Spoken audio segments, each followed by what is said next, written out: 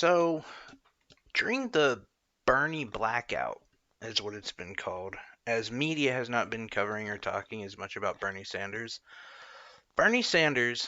has somehow, in some polls, taken a lead or tied with Joe Biden. In a majority of the polls, he's in a very strong second place. I say strong because as where Bernie is still climbing in popularity, Biden is slipping. Um, Elizabeth Warren, who's usually mentioned before Bernie, is also slipping. Pete Buttigieg, he is slowly rising. He had a quick few little bursts in there. During the Democratic debates, the most recent ones, he lost a little bit of favorability. So I was really, really taken back by the LA Times because there again, I'm used to the media blackout and just not seeing anything on Bernie. But the LA Times actually did an interesting piece where they took 25 undecided voters, Democrats, but they weren't sure moderate or liberal, and that was their terms. They put them in a room, they had them watch the debate, and they were given a control. And they could turn it up to like 100. If it's 100, that means it's like their perfect candidate. It's what they really want. And 0 is just god awful trash fire. So, interesting enough, these people who, after hearing a lot of them talk, I would consider most of them to be moderates, to be honest, they came out overwhelmingly supporting Bernie. And here's the most impressive thing: the LA Times actually reported that.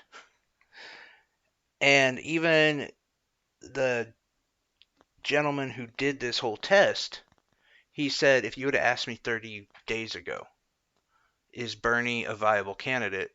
He said, I would have said no. And he said, but after this interaction, after looking at the polls, after looking at kind of the pulse of America, if you will, um, he said he thinks Bernie could definitely be the candidate.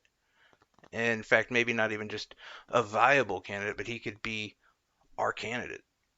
So I thought that was really interesting, and I was really taken back by the honesty. Even during the, I don't know, the rundown of the experiment, the gentleman who was questioning him even kind of threw out some jabs at Bernie and was like, "Yeah, but well, what did they think about Buttigieg? I bet Buttigieg scored high, and Buttigieg did not score high, not even with moderates." Which I thought was really interesting because he's kind of their guy, him and Biden. And even Biden, the entire room, for the most part, was just dogging Biden. The two that were really impressive and really came up, obviously Bernie, which if you ask any progressive or you ask anyone who follows politics, you would say, yeah, Bernie is arguably the front runner in a lot of ways. Um, but I guess, surprise one, which again, I don't know if it's such a surprise because it seems like the more and more this guy talks, the more and more people like him. And the more and more he could actually um, move to a little bit more popularity. I don't think he has a chance in hell, unfortunately. But the other candidate that did really well was Andrew Yang, and I mean even I noticed that. And like I put Yang at number two on my list. Like it's Bernie, Yang, Warren, and then I don't know, Castro, Booker. Hard to say. But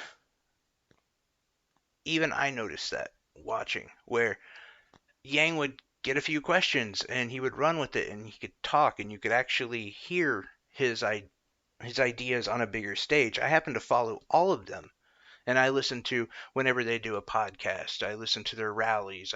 So I already know a lot about Andrew Yang and that's why he's my number two. But I noticed the way that he delivered the message during the debates was really impressive.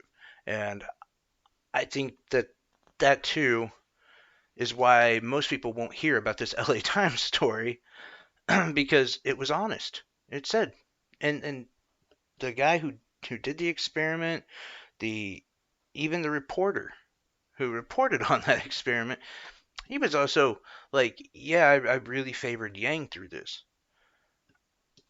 Again, you look at CNN, MSNBC, all you see is Amy Klobuchar wins the debate. Amy Klobuchar was awful.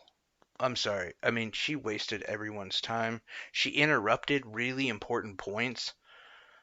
There was a time in the debate where Bernie and Biden were going at each other, and Bernie even called out Buttigieg and all this. And Klobuchar just irritatingly interrupted and said, "I'm not here to watch you guys fight. I want to talk about my presidency." Shut up. Shut up. Nobody gives a shit about Amy Klobuchar. I mean, she's pulling it like what, like 4%? I mean, it's almost like, hey, you go sit at the little kids' table, okay? The grown-ups are talking right now. But that's what you hear from mainstream media is Klobuchar did so well, and the reason why is because Buttigieg got his ass kicked, and Biden got his ass kicked. And I will say this though, to be fair, there was at least 2 times where I was like, this might be the best I've seen Joe Biden in these debates. I really do think that might have been the best we saw him. And yeah, I mean, I would still argue that at his best, he still got his ass kicked, even by people like Tom Sire. You know, so I don't know if you get a chance, just and you want to check out more into this. There's like they did an entire video watching these people. You can just go like L.A. Times, uh, Bernie Sanders winner, because I guarantee you this is the only debate that you'll ever see a story like that. But it was really interesting. It was really interesting, and I was shocked. I was definitely shocked when I saw this on cable news. Anyway, thanks a lot, guys. You have a great evening.